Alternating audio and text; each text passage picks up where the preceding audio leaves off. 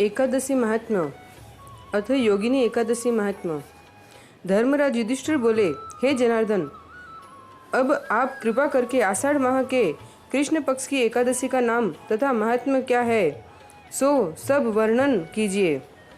श्री कृष्ण भगवान बोले, हे राजन, आषाढ़ माह के कृष्ण पक्ष की एकादशी का नाम योगिनी है।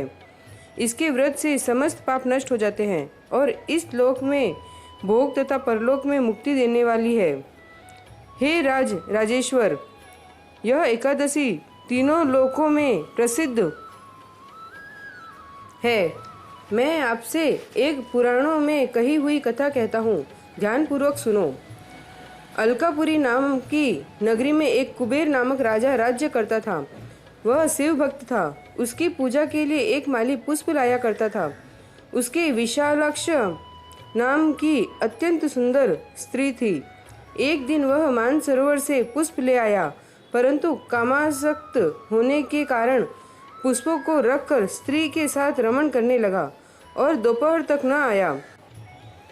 जब राजा कुबेर को उसकी राह देखते देखते दोपहर हो गई तो उसने क्रोधपूर्वक अपने सेवकों को आज्ञा दी कि तुम लोग जाकर हेममाली का पता लगाओ कि वह अभी तक पुष्प क्यों नहीं लाया।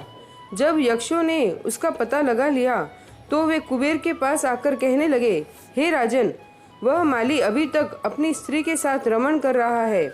यक्षों की इस बात को सुनकर कुबेर ने हेममाली को बुलाने की आज्ञा दी। हेममाली राजा कुबेर के सम्मुख डर से कप कपाता हुआ उपस्थित हुआ और प्रणाम किया। उसको देखकर राजा कुबेर को महान क्रोध आया। उसने कहा, हे पापी, महानीच, कामी, तूने मेरे पूजनीय ईश्वरों के भी ईश्वर शिवजी का भी अनादर किया है। इससे मैं तुझे श्राप देता हूँ कि तू स्त्री का वियोग भोगेगा और मृत्युलोक में जाकर कोढ़ी होगा। कुबेर के श्राप के प्रभाव से वह उसी क्षण स्वर्ग से पृथ्वी पर गिरा और कोढ़ी हो गया। उसकी स्त्री भी उसी समय अंतर्ध्यान हो गई।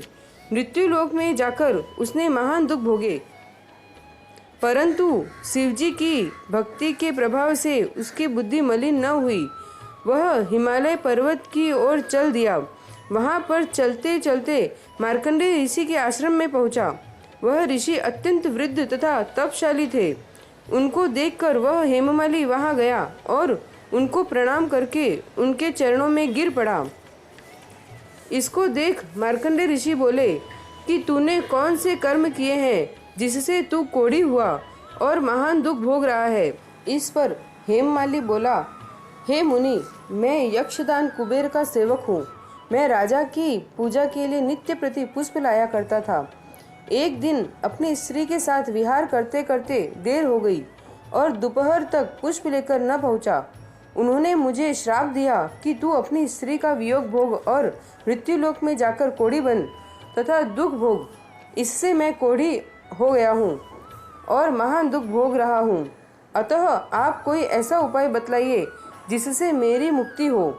इस पर मार्कंडेय ऋषि बोले कि भाई, तूने मेरे सम्मुख सत्य वचन कहे हैं, इसलिए मैं तेरे उद्धार के लिए एक व्रत बताता हूँ।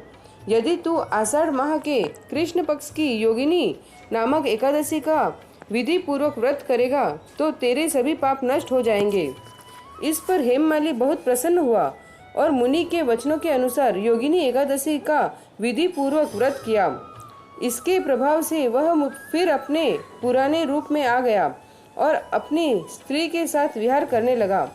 हे राजन, इस योगिनी की कथा का फल 88 सहस्त्र ब्राह्मणों को भोजन कराने के बराबर है। इसके व्रत से समस्त पाप दूर हो जाते हैं और अंत में स्वर्ग मिलता है। बोलो योगिनी एकादशी की जय। राधे कृष्ण।